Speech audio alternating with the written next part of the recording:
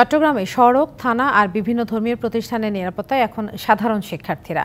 সড়কে শৃঙ্খলা ফেরাতে আনসার সদস্যদের পাশাপাশি ভাগাভাগি করে দায়িত্ব পালন করছেন তারা।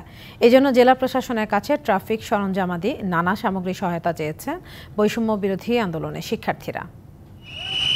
শেখ হাসিনা সরকারের পদত্যাগের পর পুলিশ শূন্য চট্টগ্রাম জেলা ও মহানগরী সব থানা ও ট্রাফিক বিভাগ।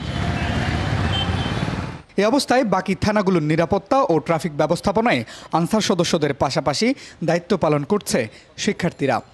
আমরা আমাদের নিজের বিবেক থেকেই চিন্তা করলাম যে রাষ্ট্রীয় সম্পদকে রক্ষণাবেক্ষণ করা দরকার। আইন শৃঙ্খলা বাহিনীর যে থানাসমূহ রয়েছে, আমরা ছাত্র জনতারা মিলেই এইসব থানাগুলো পাহারা দিচ্ছি। ছাত্র আন্দোলনের সাথে যারা জড়িত ছিল এরা আমাদেরকে সাহায্য করতেছেন। সার্বিক পরিস্থিতি নিয়ে বৈষম্য বিরোধী ছাত্র আন্দোলনের সমন্বয়কদের সাথে বৈঠকে বসে চট্টগ্রাম জেলা প্রশাসন।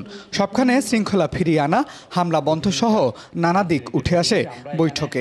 বিভিন্ন জায়গায় যাচ্ছে এবং কাজ করার চেষ্টা করছে, তারা থানাগুলোকে প্রোটেক্ট করার চেষ্টা করছে, ট্রাফিক নিয়ন্ত্রণের চেষ্টা করছে।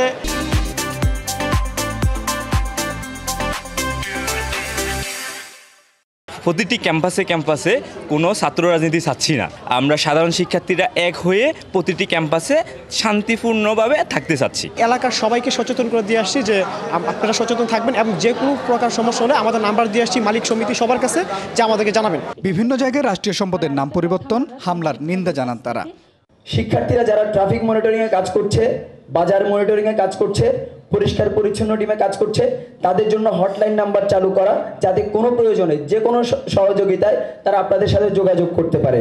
বৈঠকে আইন শৃঙ্খলা পরিস্থিতি স্বাভাবিক করতে শিক্ষার্থীদের সহায়তা চান জেলা প্রশাসক।